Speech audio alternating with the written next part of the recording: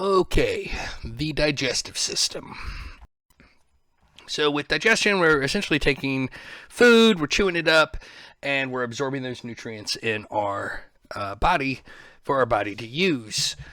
So we have two types of digestion when it gets down to it. We have mechanical digestion and chemical digestion. So mechanical digestion is really just the mechanics behind the breaking down process.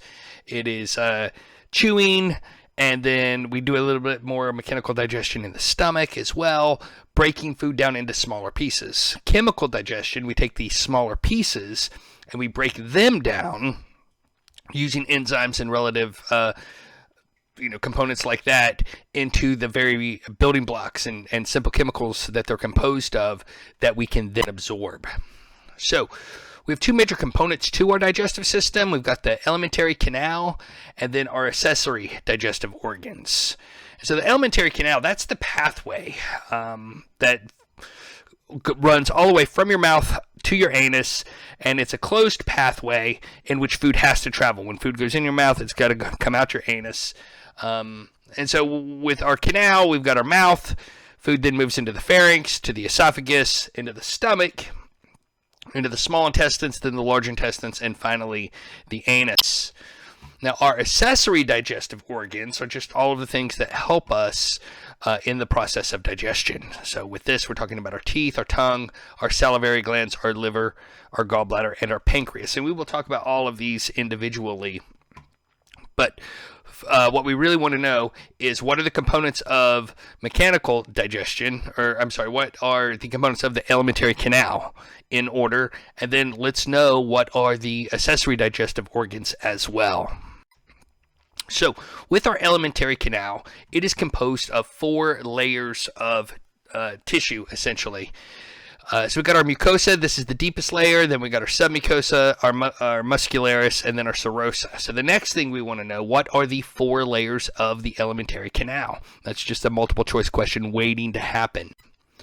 So our mucosa, that is the deepest layer. This is the layer that is in direct contact with the food that is moving through our digestive system. This is also where we find our lamina propria.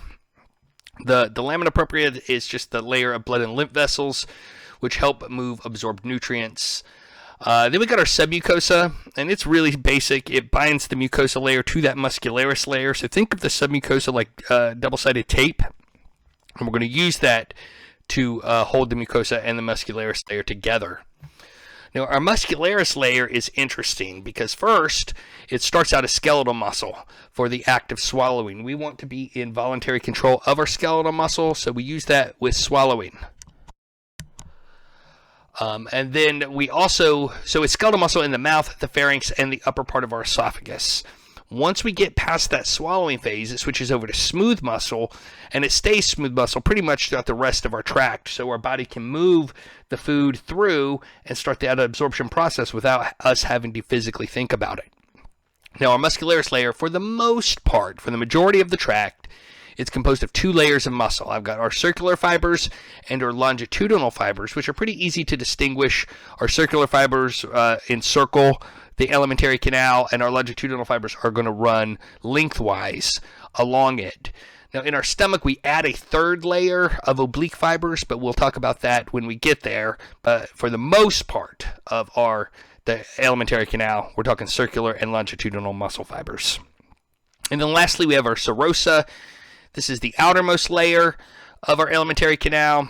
The cells secrete a slippery fluid, and this simply allows our digestive organs to slide past each other as needed. All right, the peritoneum. First of all, first thing we want to know about the peritoneum, it is the largest membrane in the body. And we use it, we can see in the picture here, that membrane-like structure covering most of our digestive organs. So the first thing we want to know, largest membrane in the body, the peritoneum. And now we have 5 major folds of the peritoneum, so that's the next thing we want to know. What are the 5 folds of the peritoneum? So we got our greater omentum, our falciform ligament, the lesser omentum, the mesentery, and the mesocolon. So the greater omentum looks like a fatty apron. This is what gives rise to the beer belly. Falciform ligament attaches the liver to the anterior abdominal wall. That makes it unique because the liver is the only digestive organ that's attached to the anterior abdominal wall. Our lesser omentum is going to separate our stomach from the liver. Our mesentery is fan-shaped, so that's something that makes it stand out. And it's going to bind the small intestines to the posterior abdominal wall.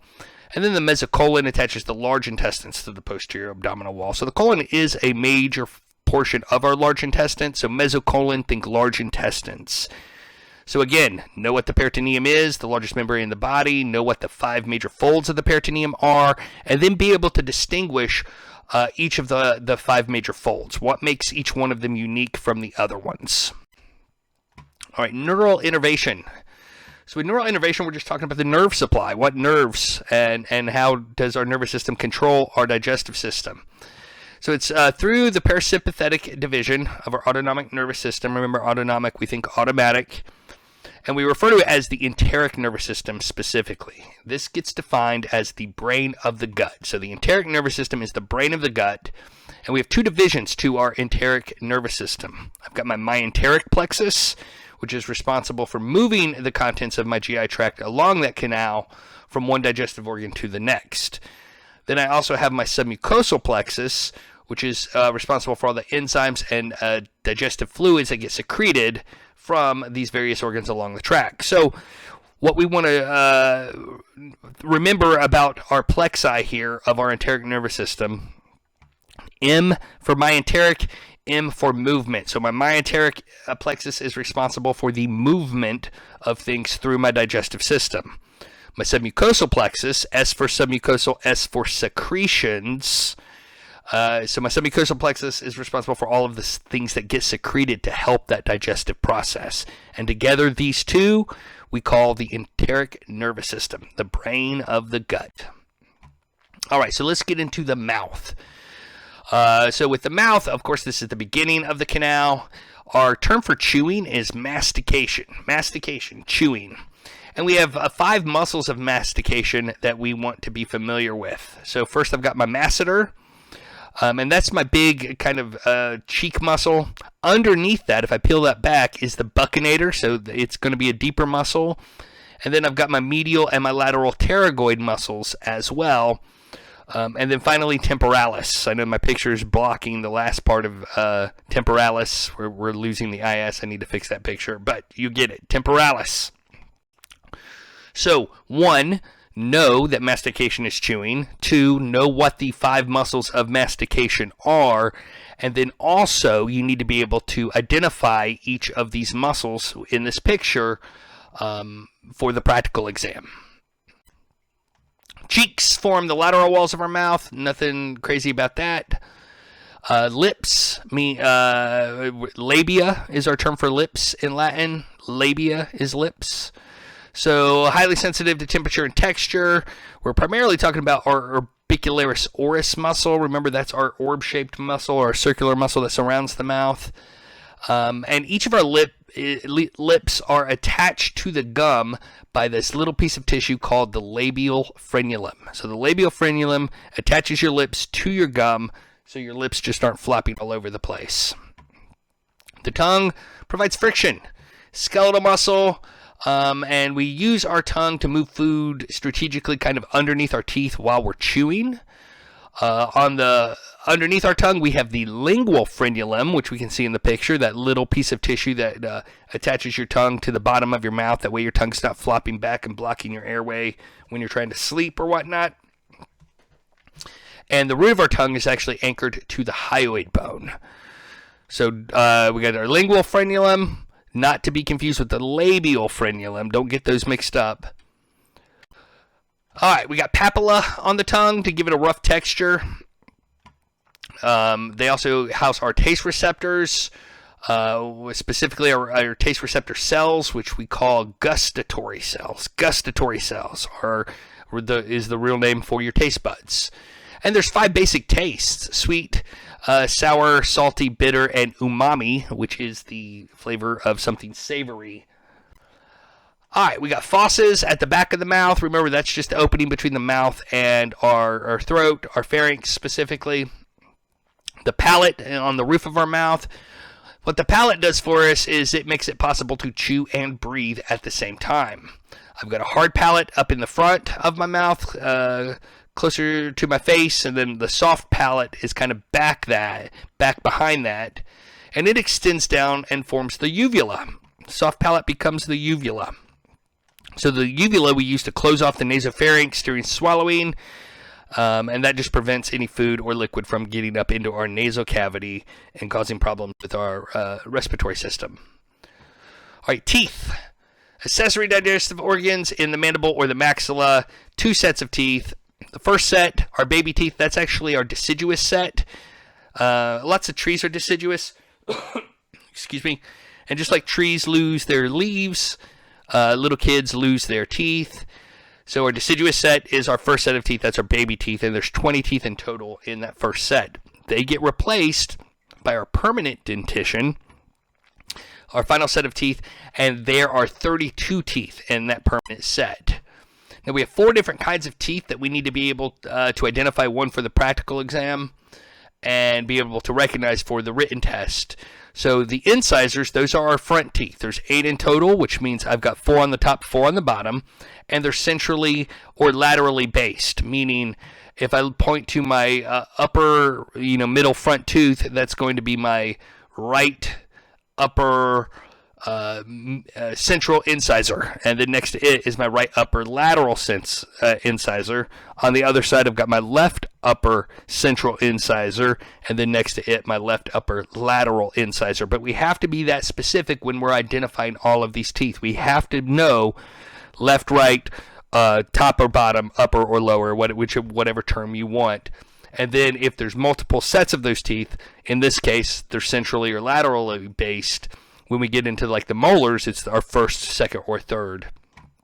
Now, next to my incisors on each side as I work my way out from the midline are my canines. There's 4 in total, so that means I got 2 on the top, 2 in the bottom. And my incisors, canine, and premolars all just have a single root. My premolars, these are also known as my bicuspids. There's 8 in total, and they are first or second based. We use them to crush food, and there's 2 cusps, hence the term bicuspid. So with 8 in total, that tells me there's 4 on the top, 4 on the bottom. So if I get to my first one, that would be my right upper first premolar. And then behind it, my right upper second premolar.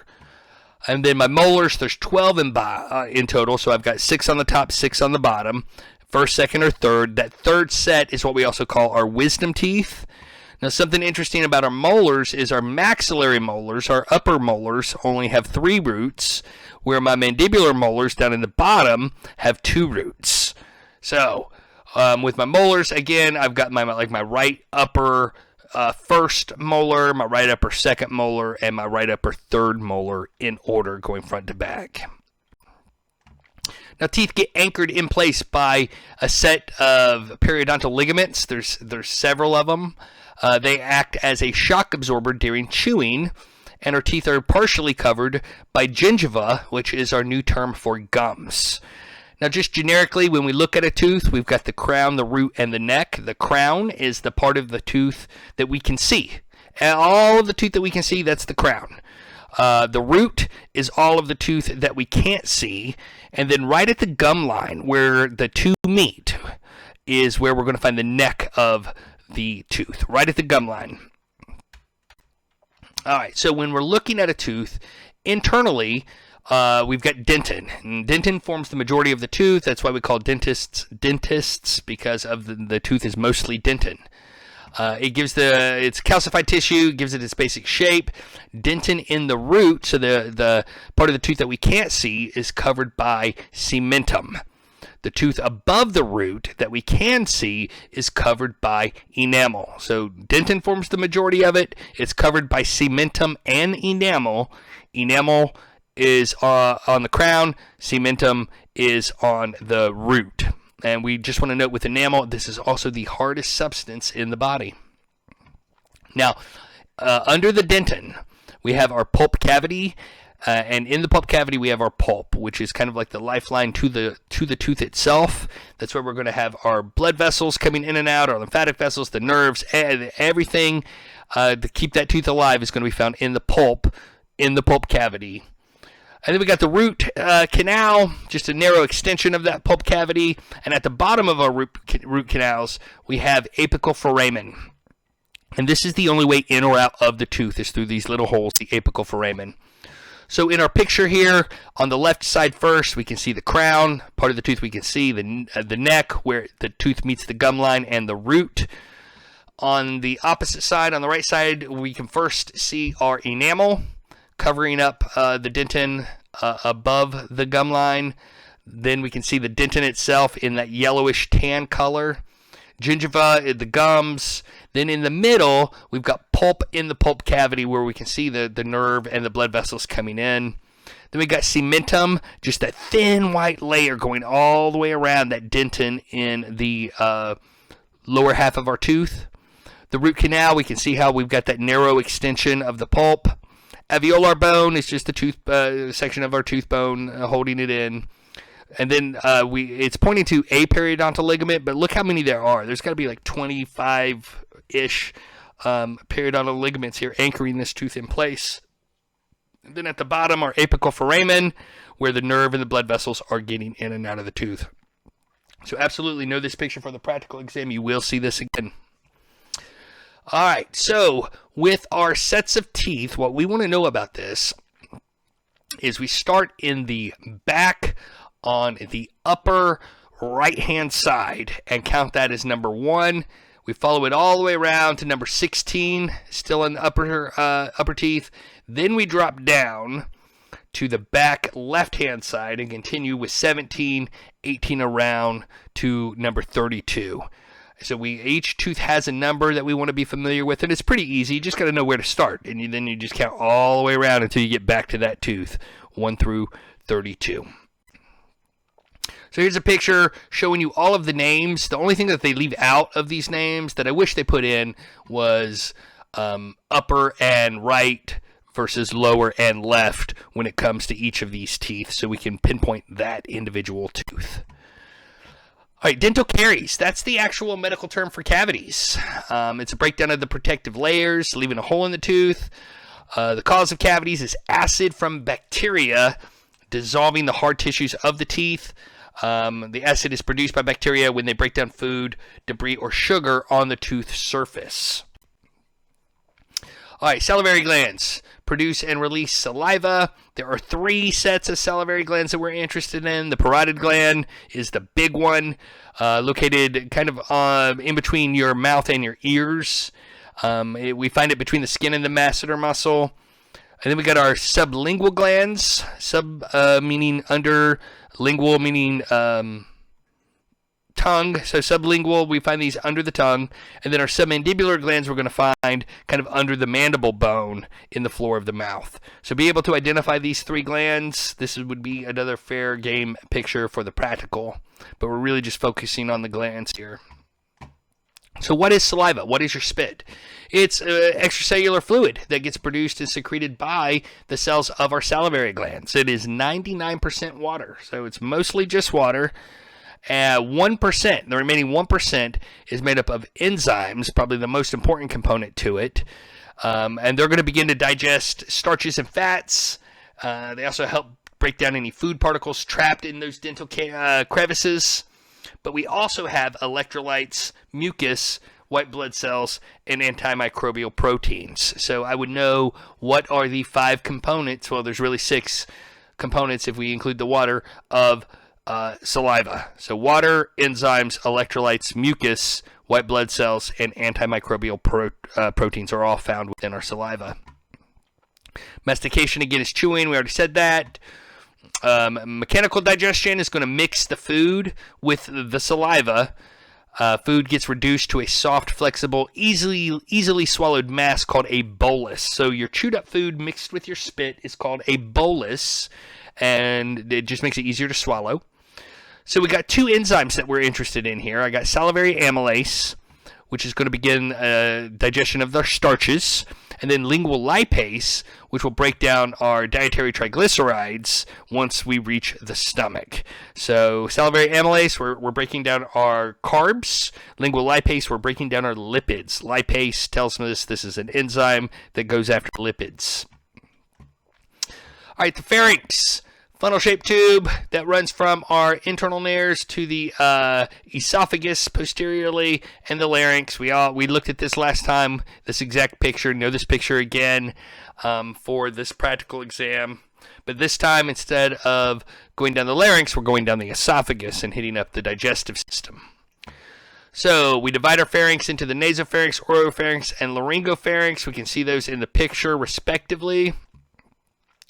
When our skeletal muscles contract and propel food to the esophagus during swallowing, our term for swallowing is deglutition. So mastication is chewing, deglutition is swallowing. And this occurs through peristalsis. Peristalsis is that wave-like muscle contraction that pushes things along. So now we've made it to the esophagus. One, it's collapsible, and it's stuck to the back of our trachea for the most part. It begins at the inferior end of our laryngopharynx, extends through an opening in the diaphragm called the esophageal hiatus, and moves down into the abdominal region. Now, a hiatal hernia is when a part of our stomach pokes up and protrudes through that hole in our diaphragm, that esophageal hiatus. That's how we get a hiatal hernia. We have two sphincters with the esophagus. I've got my upper esophageal sphincter, and that's kind of like the front door to my esophagus. It's going to help regulate food moving out of my pharynx into my esophagus. And then I got my lower esophageal sphincter, which is kind of the back door to my esophagus. And that's going to regulate the movement of food from my esophagus into my stomach. No absorption occurs. So the esophagus is really easy. It's a collapsible tube. We got my upper and my lower esophageal sphincter and no absorption. So it's pretty straightforward. All right, to the stomach. So now our stomach is going to play a role in both mechanical and chemical digestion. It's going to convert that semi-solid bolus into a liquid. We have four major regions to the stomach. The fundus is the upper rounded part to my stomach. The cardia is just the part of my stomach right past where the esophagus lets food in. Right, that area right past the esophagus, that's my cardia. The body is the majority of my stomach. And then the pylorus is where it tapers, where my stomach starts to get thinner and taper in to a point. That is my pylorus. So let's know what are the four major regions to the stomach. All right, so some structures. Ruga, these are the internal folds inside my stomach. They allow for expansion of the stomach, but they also help in mechanical digestion when we need to break down food particles. I've got my lesser curvature, which is just the smaller curved side of my stomach. The greater curvature is the bigger curved side of my stomach. And then I've got my pyloric sphincter. So this is what is going to separate my stomach from my small intestines, is that pyloric sphincter found at the distal end of my pylorus. Another picture showing all of those components. Know this picture as well. This is another picture for the practical exam. So the muscularis of the stomach, which we said earlier, now we've added in this new inner oblique layer. So we've got these diagonal running muscles in the stomach as well, which we can see in our picture as well. We can see all three layers and how they kind of correlate with each other and get their names. So know the layers of the stomach and be able to identify them by sight for the practical exam. All right, stomach acid, also known as gastric juice, a watery mixture, lots of acids and enzymes, extremely acidic. It typically has a pH somewhere between 1 and 3 and plays a key role in breaking down stomach contents, as well as killing any bacteria or microbes that we've ingested with our food. And the human body is going to produce about 2.5 liters of gastric juice a day. So some histology of the stomach, let's look at some of these cells. I've got my parietal cells. They are secreting intrinsic factor and hydrochloric acid both. Intrinsic factor we need to absorb vitamin B12. Hydrochloric acid will help kill any microbes, and it helps us to partially denature our proteins, so we can start unraveling those proteins. Our chief cells secreting pepsinogen and gastric lipase. Pepsinogen is my protein splitting enzyme, or cutting those peptide bonds between the amino acids. Gastric lipase is the lipid splitting enzyme, cutting lipids back into fatty acids and monoglycerides. We've got enteroendocrine cells secreting the gastrin, or the hormone gastrin. And gastrin, 1, increases the motility of the stomach, and 2, it helps relax, first, the pyloric sphincter, but we're going to come back to gastrin again later on. So those enteroendocrine cells are just important to help keep things moving through our system. And then we've got surface mucus cells. They secrete a mucus, which just provides kind of a protective lining around the cells of our stomach, so the acids don't just eat our stomach alive.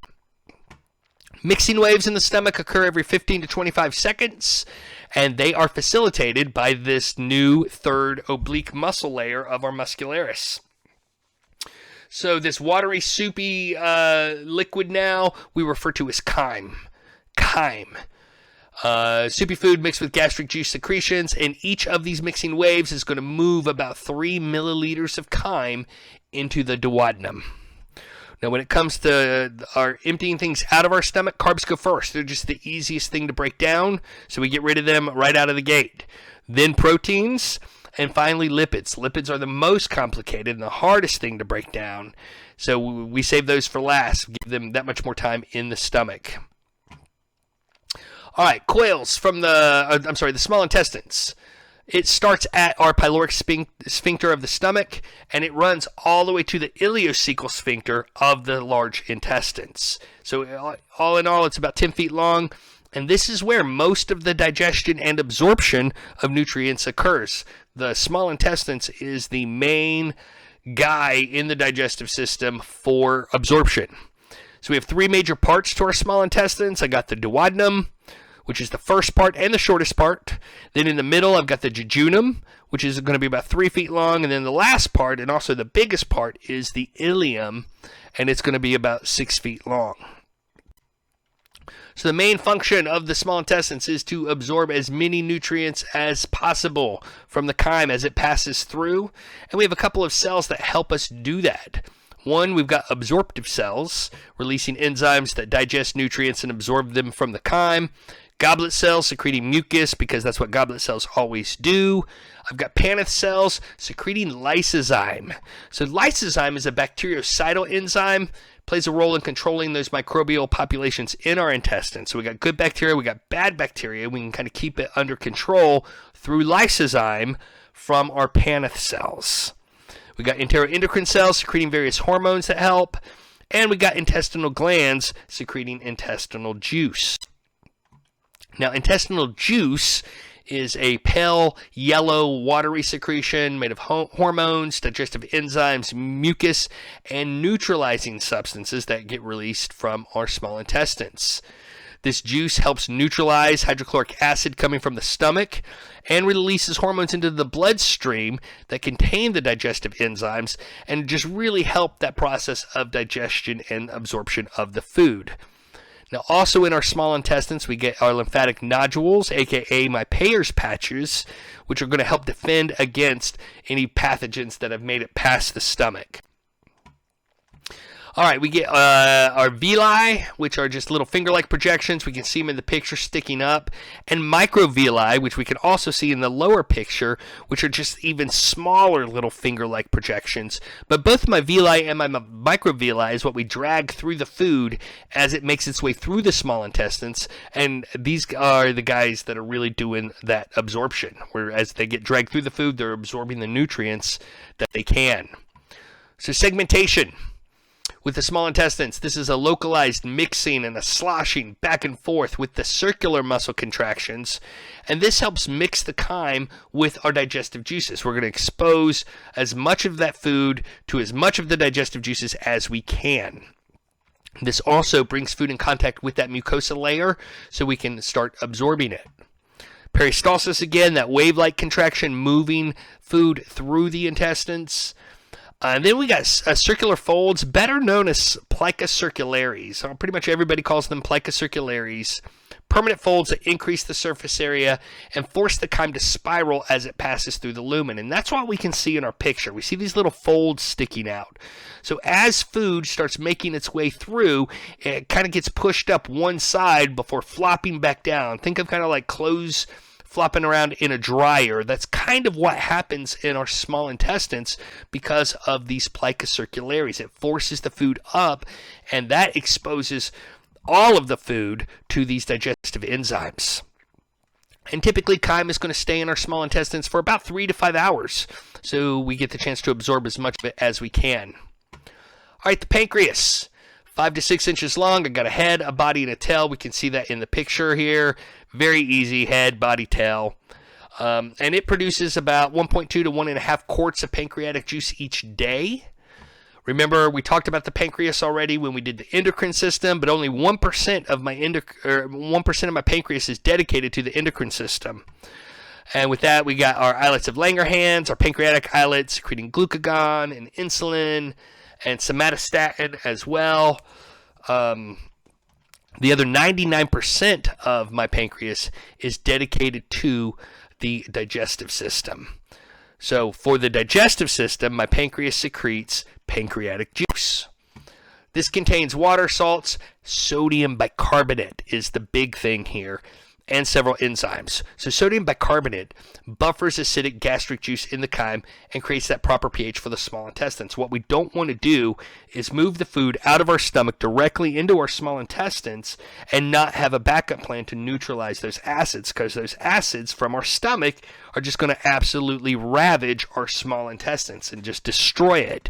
So our pancreas immediately pumps out sodium bicarbonate right at that point where my stomach and my duodenum meet, so we can neutralize those acids and really start absorbing what we need to out of the food without it totally smashing our small intestines. So some pancreatic enzymes. We got amylase again, breaking down starches, lipase again, still breaking down lipids. But now we have trypsin, which is going to break down proteins. And we also get ribonuclease and deoxyribonuclease, which is going to help break down our nucleic acids. Our pancreas is connected to the duodenum by 2 ducts. So we got the pancreatic duct, the larger of the two. It's going to join the common bile duct from my liver and gallbladder to form a single duct called the hepatopancreatic ampulla, which is going to flow into my small intestines. But my pancreas also has the accessory duct, which is going to empty about 1 inch above that hepatopancreatic ampulla. So if we look at our picture here, again, know this picture for the practical exam, we can see the pancreatic duct runs pretty much the entire length of my pancreas. The entire length, that's my pancreatic duct. And then I have this smaller duct that kind of dips off the side, and that's my accessory duct. All right. Now, in the background back there, we can see my common bile duct coming down, and it joins that pancreatic duct to form my hepatopancreatic ampulla, and I'm going to come back to that in just a moment. The liver, largest solid organ in the body at about 3 pounds. 2 principal lobes. I got a right lobe, I got a left lobe, and these 2 lobes are separated by that falciform ligament, which we talked about early on as one of the 5 folds of my peritoneum. And the falciform ligament, remember, attaches my liver to the anterior abdominal wall. But I also have a round ligament extending from the liver to the umbilicus, and I got coronary ligaments that separate the liver from the diaphragm. Now, the liver does a bunch for our body. It functions to clean the blood, it helps detoxify the blood, it regulates blood sugar, and for our case here, it produces bile. Bile is the big thing. So hepatocytes are the functional cells of the liver. That makes cell, hepato for liver, cyte for cell, hepatocytes, liver cells, and they produce the bile. So this is our bile duct system. So our hepatocytes secrete the bile. They make it.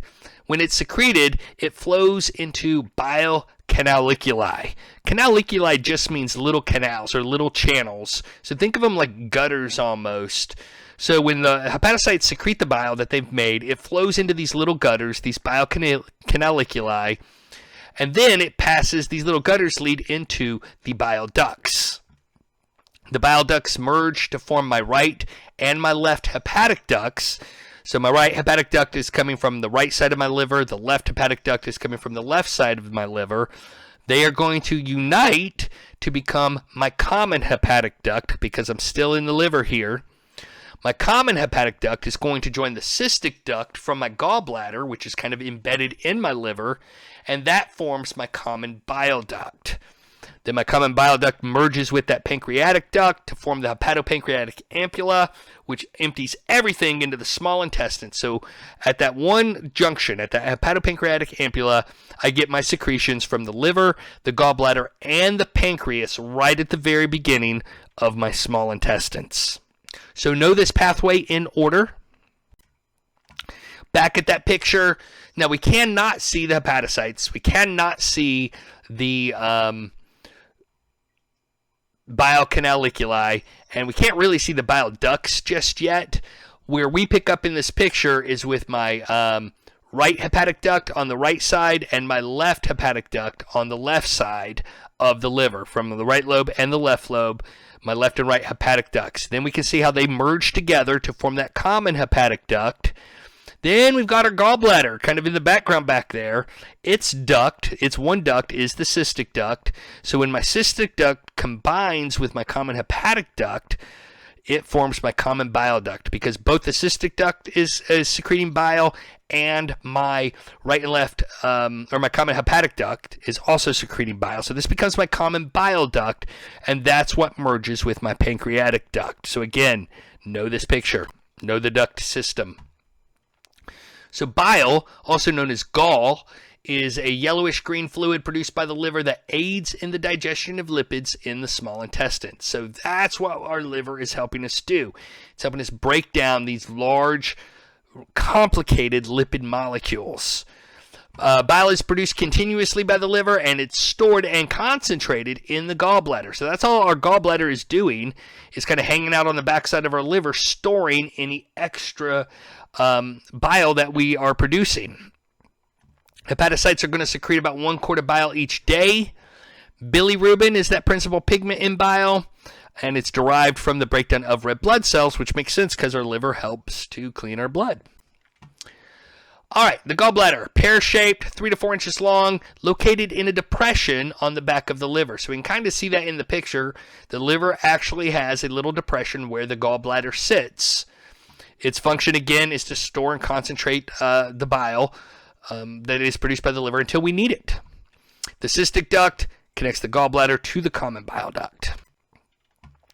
All right, back on track now with the large intestines. This is the last portion of our GI tract, and it extends from the small intestines to the anus. Its job, complete absorption, produce certain vitamins, to form feces, and to expel feces. So let's know what are the 4 functions of the large intestines. So it's about 5 feet long, and it has 4 major regions: the cecum, the colon, the rectum, and the anal canal. So let's know what are the 4 major regions of the large intestines. So we have an ileocecal sphincter, which guards the opening to the large intestines, and it controls the passage of materials from the small intestines to the large intestines. Well, if we remember, the last part of my small intestines was the ileum. The first part of my large intestines is the cecum. So that sphincter, the ileocecal sphincter, is just between my large intestines and my small intestines. Now my cecum is just a pouch. We find it right on the other side of that ileocecal sphincter, and our contents kind of plop down into the cecum, and that's where they kind of just accumulate until we move them into the colon. So it collects all of the contents that pass through the ileocecal sphincter. We also have our vermiform appendix. We can see in our picture hanging down there. Vermiform appendix is attached to the cecum. So we don't really know what the function of the appendix is. We have a couple of theories. The main theory is that it acts as a storehouse for the good bacteria we want in our gut, so we can reboot our digestive system after an episode of diarrhea or something that cleans out that good bacteria. We've got some kind of stored and saved up if we need it. Other theories is just it's just a useless remnant. It doesn't really do anything for us. We don't really know. All right, the colon. So the colon opens up at the cecum, and it kind of traverses all the way around our abdomen. The colon is the largest portion of my large intestines. I've got an ascending colon, a transverse colon, a descending colon, and a sigmoid colon. So my ascending colon ascends up the right side until it hits the liver. Liver's on your right, so that makes sense. And then it abruptly turns left because it has nowhere else to go. And that turn in my colon we refer to as the right colic, colic for colon, so my right colic flexure, or we call this the hepatic flexure because it hit the liver. Either one of those, but we need to make sure that we know that and be familiar with this whole picture. All of this is great stuff for the practical exam as well.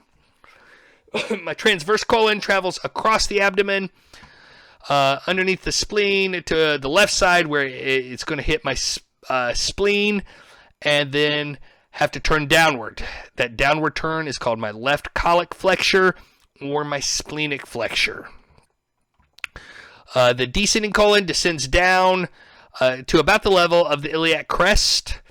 And then lastly, my sigmoid colon is just this last little curvy part of my colon. So it begins at the iliac crest, projects medially before terminating at the rectum itself. Now with my large intestines, I've got Taenia coli. These are longitudinal bands of muscle we can see in the picture here. They run down right the middle of our colon. And what they do is they gather up the colon to form these little pouches that we refer to as haustra. Haustra. So each of these individual pouches is a haustra, and there's lots of them. We also have omental appendages, the little fat-filled pouches that are attached to that Taenia coli muscle. And we can see them in yellow all throughout the picture, all the little yellow. That is the omental appendages. And they just help protect and support the nerves, blood vessels, and lymphatic systems, or lymphatic vessels that run through and help support the colon. The rectum, the last 8 inches of the GI tract, the last inch we call the anal canal. But we also have anal columns, just longitudinal folds in that last inch. And we can see in our picture the anal columns. And they just help kind of encourage feces to go in that direction. We don't want feces kind of just gathering up here at the end. We want it to flow outward. And that's what our anal columns do for us. Now the anus is the opening to the anal canal from the exterior. We have two anal sphincters. I've got an interior anal sphincter, which is smooth muscle, which means it's involuntary. And then I have an external anal sphincter, which is skeletal muscle, which means it is voluntary. And we can see in our picture my internal anal sphincter closer to that midline. That's going to be my smooth muscle, so it's involuntary. And then my bigger external anal sphincter, which is the voluntary one. All right, so we get a gastroileal reflex, just intensified peristalsis in the ileum immediately after a meal, and the hormone gastrin comes back into play now to open up another sphincter. So we used gastrin to open up our pyloric sphincter to move things out of the stomach into the small intestines, and now we're also using it to open up my ileocecal sphincter to move things from the small intestines to the large intestines. Now, haustral churning is where our haustra just relax and distend and contract and squeeze the contents. What they're doing is they're just kind of sloshing around anything that's come out of that small intestines to see if there's anything in there that we can still use. So they'll slosh it around, try to absorb what they can, and then they bump it over to the next haustra, and it does the same exact thing. And then it bumps it over to the next haustra, and it does the same exact thing, and that process continues. Now, the final stage of digestion occurs in the colon through bacteria inhabiting the lumen. And these guys are going to process the chyme. So they're going to ferment any remaining carbohydrates that get found. But the process of fermentation releases gases as a side effect, and that is actually what makes a fart, is you're fermenting any carbs in your colon. Then we're also going to digest any remaining proteins, decompose the bilirubin. We're also going to produce several vitamins needed for normal metabolism, including vitamin K and some of the B vitamins.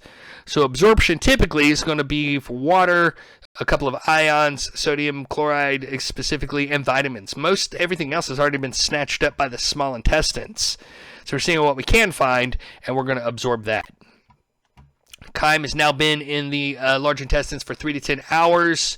It has become solid to semi-solid, and now we call it feces. Feces is brown because of the breakdown of bilirubin. The defecation reflex, that urge to poop, occurs when pressure gets pushed on the rectal wall as feces starts to accumulate in the rectum. Parasympathetic stimulation will open up that internal anal sphincter. Voluntary relaxation of the external anal sphincter will allow it to open and feces to be expelled from the body.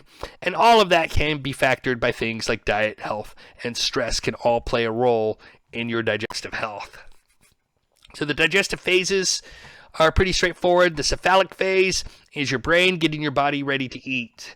So that's when you walk into a restaurant and it smells so good and you're hungry and your mouth starts to water. That is the cephalic phase. Your body's rolled into that cephalic phase and we're going to start getting ready to eat. The gastric phase is where the food has made it to the stomach and we're going to break it down. The intestinal phase is where the food has made it to the intestines and we're going to do some absorbing at this point. All right, a couple of pathologies just to be familiar with. One, GERD. GERD stands for gastroesophageal reflux disease. And this is where stomach acid gets kind of shot up into the esophagus. It happens from a weakness in that lower esophageal sphincter. And with this one, typically we get a burning pain in the middle of our chest that we all know is heartburn. But that's where just stomach acid is hitting that esophagus and it's burning that tissue there. Not good.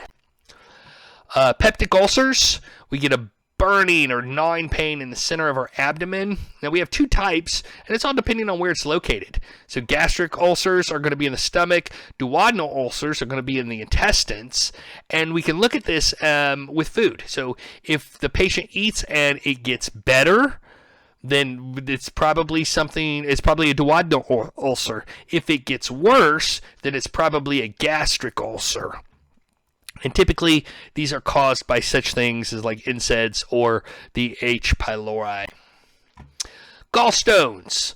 Bile or bilirubin stored in the gallbladder becomes too concentrated and forms these little stony deposits, which we can see in our picture here of a dissected gallbladder. These stones can block the cystic duct, causing pain, specifically in the upper right abdomen or that right shoulder. So we get the 5 Fs. We see this in the 5 Fs were fat, fertile females in their flatulent 40s. So older women that are still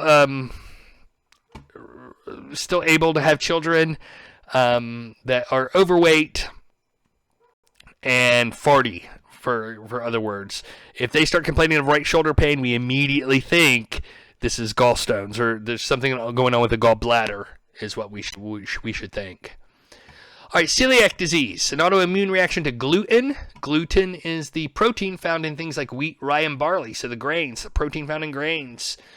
When ingesting gluten, the body launches an immune response directed at the villi, specifically of our small intestines. This causes abdominal pain, bloating, diarrhea, or constipation, and we're just not able to absorb things like we should because we don't have those villi anymore. They get flattened out as a result of that immune response.